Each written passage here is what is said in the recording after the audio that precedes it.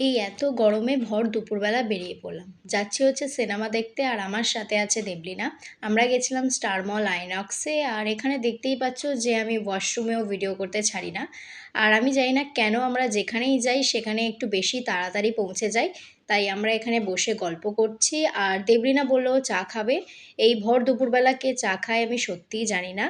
আর এখানে আমি দাঁড়িয়ে দাঁড়িয়ে ওর চা খাওয়ার অপেক্ষা করছি, তারপর সময় হলে আমরা ভেতরে চলে যাই।